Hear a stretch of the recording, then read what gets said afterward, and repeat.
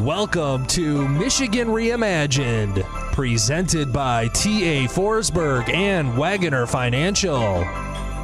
And here's your host, Chris Buck. So generally speaking, Michigan is a state that makes stuff, and we're hell-bent on keeping it that way. We have massive manufacturers, and we have a lot of thriving small manufacturers as well, and manufacturers in between. One resource that's available to them is the Capital Area Manufacturing Council, and here to discuss their work and an upcoming event is the Executive Director of CAMC, Cindy Kangas. Welcome back to the show, Cindy. Thanks for having me. It's good to be here. Absolutely. So, the Capital Area Manufacturing Council, capital area, so there's a geography to this. Right. What type of territory do you I have 5 serve? counties. Okay. Ingham, Eaton, Clinton, Livingston, and Shiawassee. Got it. Okay.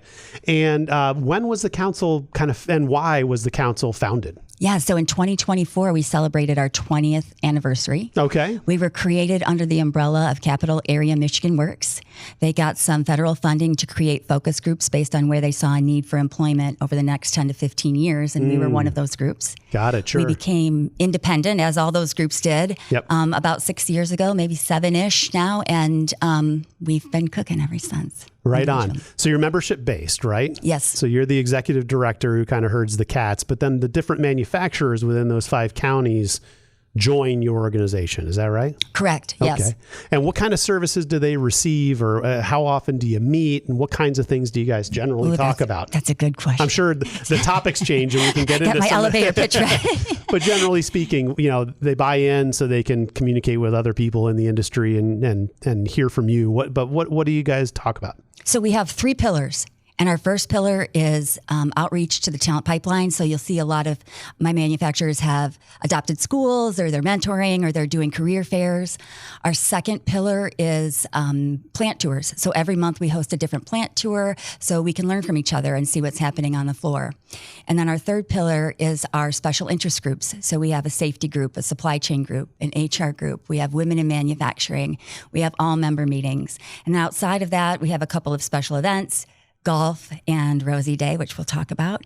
And then really it's just getting together as often as we need to, depending on what's going on in the climate. We also have some connectivity to other manufacturing councils across the state. Right. So really there's no reason for anyone to say, oh, I don't get value, because not only can you take part in all of these things that are happening monthly with CAMC, but if we're partnered with MMA or Great Lakes Bay or JAMA, then you can also do some of their events, and it's just lovely that we've come together as a state. I couldn't agree more, and I would imagine that this industry, the industry of industry and manufacturing, must have really craved getting out of their silos, because my feeling is that manufacturing facilities are, just for lack of better words, like unwelcoming, in that you drive by a manufacturer because it's not customer facing. It's not a store. You don't go in. It's not a restaurant. It's not a boutique or anything like that. So it's just kind of one of those places, you either work there or you don't. And they're building stuff that usually gets distributed and is a part of some other larger manufacturing process, right? So they must just generally be head down kind of people. Here's my product. Here's my team, how I work, the people I have to communicate with. But you must lose perspective if you work there or you're in the C-suite there. So having my point is, I guess the value is having peer-to-peer education, and I'm dealing with this challenge, and how the heck do you get over this hump? And even though you make something different than I do, how do you retain talent, or how do you follow OSHA standard? I'm just making stuff up based on the limited things I know about manufacturing. So it must have been a nice exhale when this organization was filled and they could all get together and share stories. Yeah, I do like to say manufacturing is the best kept secret that shouldn't be a secret, because You're right. We are driving by hundreds of them a day without even recognizing it. And there are hundreds of people working in there. Your neighbors might be working in there, and they're $1 billion industries shipping globally.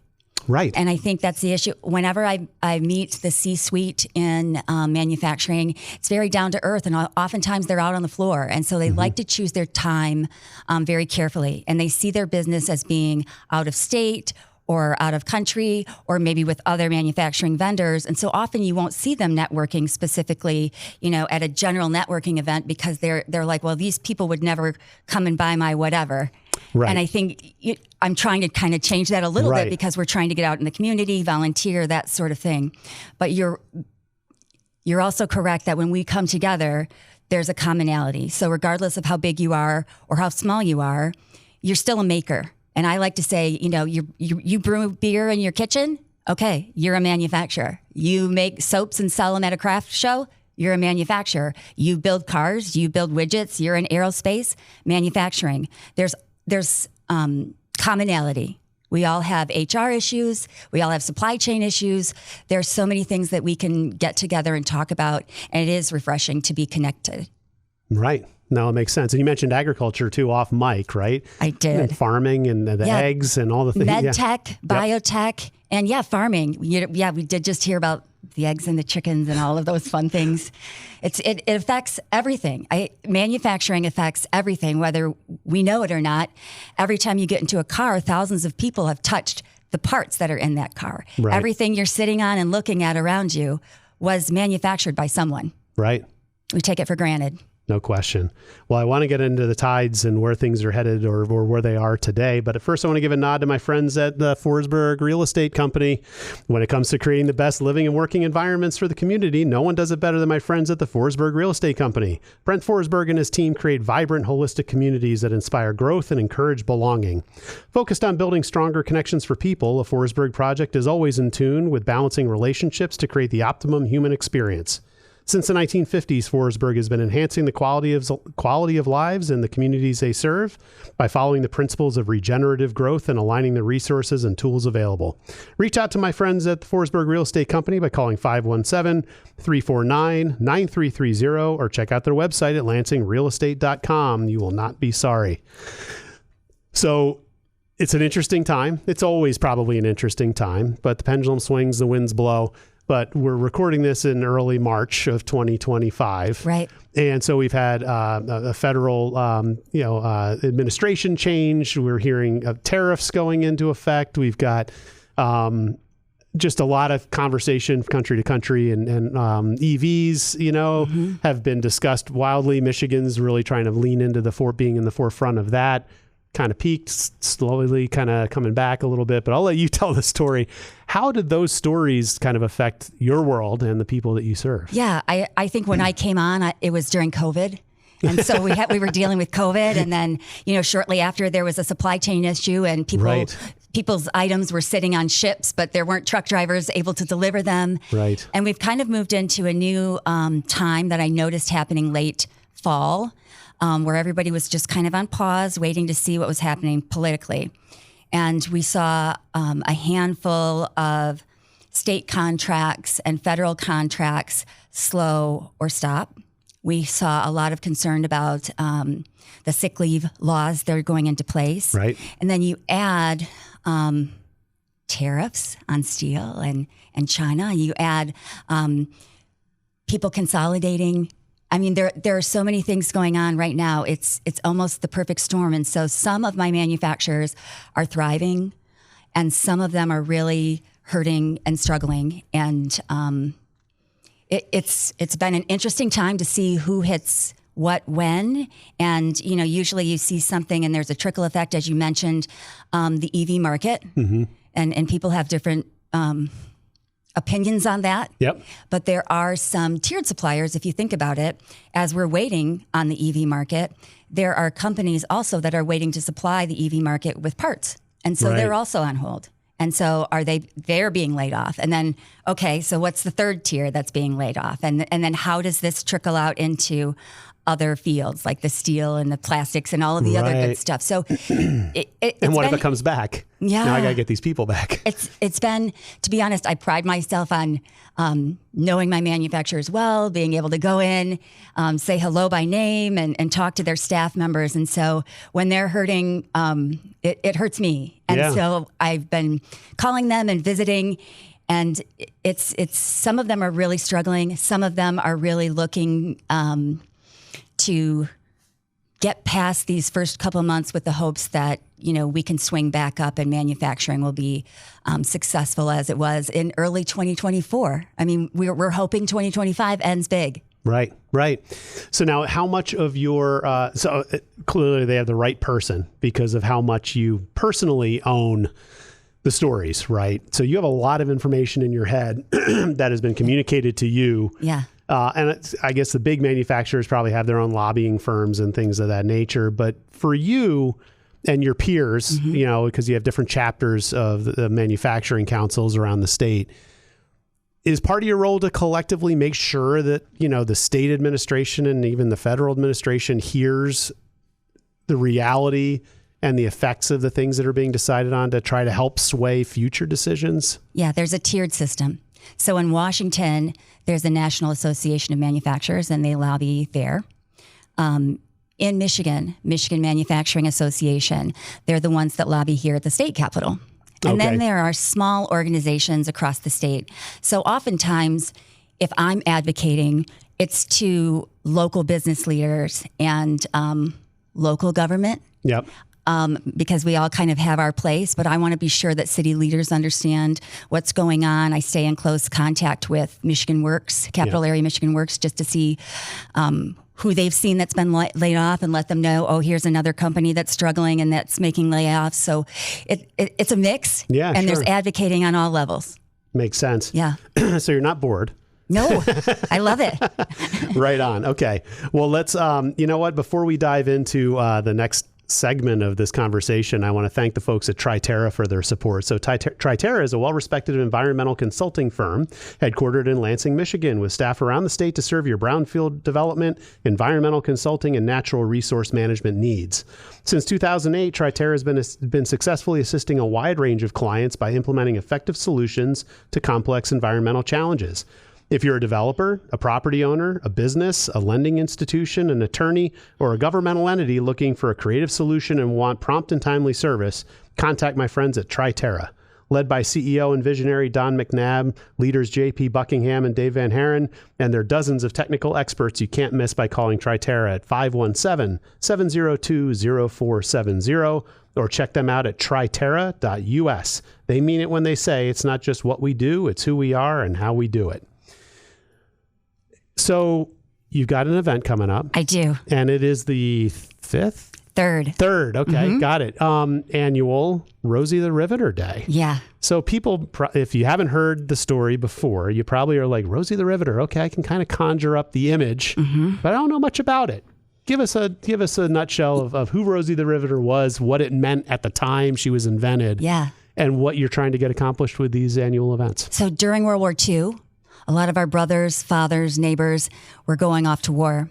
And we needed women in the workforce, one to fill, farming jobs and other jobs traditionally held by men, but also we needed them in factories. And a lot of times they were creating planes and tanks and ships and all kinds of amazing things specifically for the war. And you think about it, it's like the first time women were wearing pants and boots to work. Right. It was the invention of daycare, but it was women that were used to being in the home as caregivers saying, you know what, my country needs me. I don't care what it is. I'm going to go work in a factory. And if you've seen a riveting gun, it's pretty amazing, but it's not just riveters. It's anyone in manufacturing. It's anyone in farming. It's any female that took on a role that's traditionally carried by a male during World War II. There are foremothers, really. Right on. Okay. And so was Rosie the Riveter a person or? So there's so many... There's a lot of lore about that. Yep. And there are different people who have posed for different posters that claim to be Rosie. There is somebody that is kind of labeled as the original Rosie. But really a Rosie means any of those women that were working in the factories. And then as your listeners may be, if you're descended from a Rosie, then you're a rosebud. Oh, how and fun. So I always ask people, did you have relatives alive during World War II? Of course you did somewhere. Yeah, so what right. were they doing? And a lot of times, the Rosies, no one really knew, or they'll wait until someone passes, and they'll be opening up like a shoebox, and they'll find their name tag and a Rosie sticker or something, right. and realize that their family members were Rosie. So, I encourage everyone to look into your own families and ask what the history is, because so many of these women were Rosies, and they're all hitting 100, some a little over, some a little under. And so we need to cherish these memories while we still have them around. Got it. And you got a Rosie the Riveter Day coming up. You've declared a certain day. Is that day? It's a national day. Okay, got it. And when is it? March 21st. Okay. Wow, that's coming up. It is. Okay. So what will happen at Rosie the Riveter Day on March 21st, and where will it happen? So this year we have our Rosie the Riveter Day at the Capital Region International Airport. A wonderful place. Yes. Yeah. And there's a big conference space, and there's a back area, and it's going to be inside and warm. And we're going to have vintage planes coming, so that's a big deal. Yeah. We have original Rosies coming. We have a handful of them, and I remember they're all about 100. We have 5 generations of women that are currently in the workforce coming. We have college students, we have high school students, and we have young ladies who are either Girl Scouts or robotics team members. And their family members. We also have some Tuskegee Airmen coming. No way. Okay. I'm so excited. What a great story they have, too. And we have some military coming. So there's a gentleman that's going to give veterans pins if they come. So this is really meant to be a community event that celebrates not just the Rosies, but the next generations, and with the hopes of nurturing the next generation of the talent pipeline in STEM fields. Got it. Okay. So generally speaking, you mentioned the people that are going to be there, but what would the run of show look like? I mean, and what time is it? Okay. So it starts at 3:30 at the airport, and it goes till about 5:30. And so you'll come and you'll hear a mix of CEOs and people on the work floor and young people just telling their stories, like little 3-minute excerpts of, here's who I am, and this is why Rosie is important to me, or here's my women in manufacturing story, or here's why I love STEM stories. Right. And so we've got about 20, 25 speakers just back to back to back. We've got some singers, some vintage singers that are going to be singing. And then we always end the day by going outside with the Rosies and taking a group photo. So I'm really excited to have the vintage planes in the back of our group photo this year. It's going to be amazing. Now, I've been aware of the event the last couple of years. So what kind of turnout, for those who don't know, do you tend to get? Yeah. So last year was pretty cold. So we had about 500. Okay. And those were the strong ones. We had outdoor space heaters. And even then, people were like, it's too cold. I need to step inside. Again, outside, not the best. But the year before, we had about 700, and that was a nicer day. Yep. I think as we continue to grow, as we continue to bring in more speakers, not just from the Lansing area, but from across the state, because we're working with all of these organizations across the state, they're drawing in more and more of their people. And so it's just amazing to see military groups that are coming, or even retirement homes that are coming, or Girl Scout troops that just really want to learn about history. Right. Anyone that's interested in history, this is going to be a great place for you to be. So it sounds like it's meant to thank, and appreciate the history of where this all kind of began. It's also to, spark energy and enthusiasm, for kind of the field. Yeah. And then attract a new generation into understanding that this kind of work is meaningful work, even though you're maybe not hit over the head with that as an opportunity. It might prompt you to ask some questions about, how do I get involved with this for real, since I don't know what I want to be when I grow up.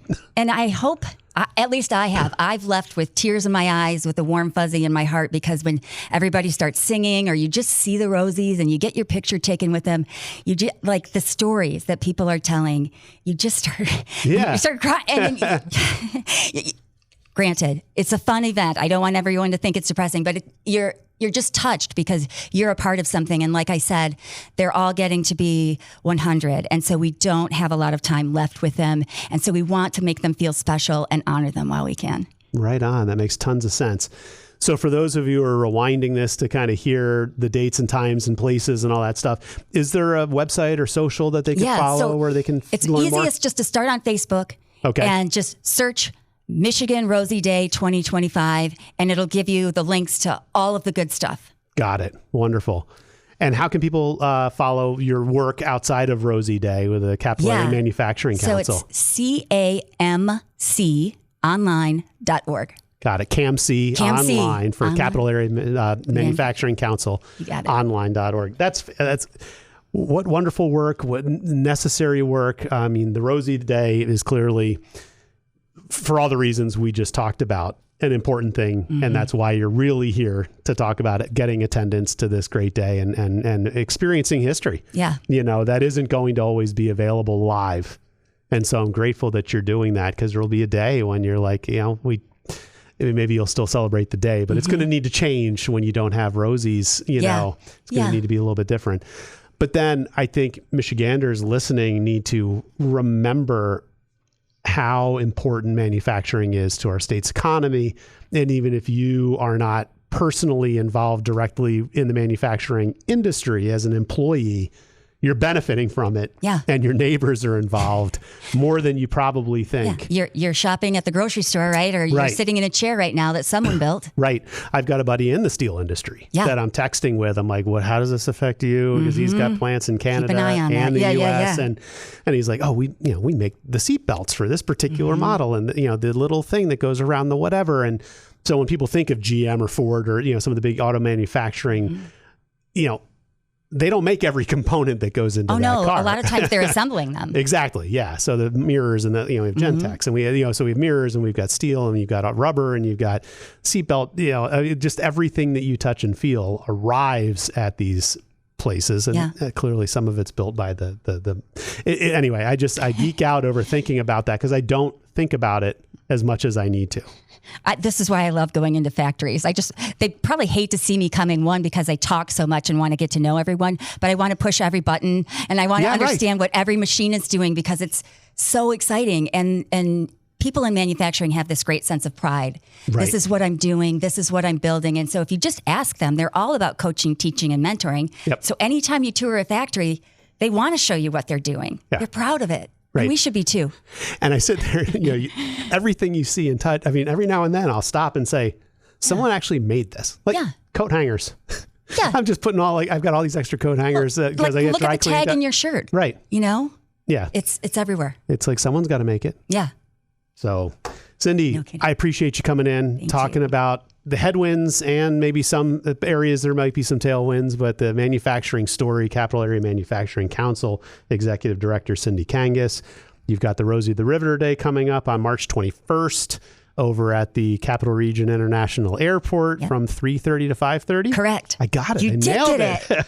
And if you want to follow along, you can search Facebook for Michigan Rosie the Riveter Day 2025. And CAMConline.org. You got it. Wonderful. Wow. I'm getting good at this. Yeah. Fantastic. Cindy, thank you so much for joining me here today. And I wish you all the best on your event. And listeners, get out there. Show up. It's a great event. You won't be sorry that you showed up. Thank you.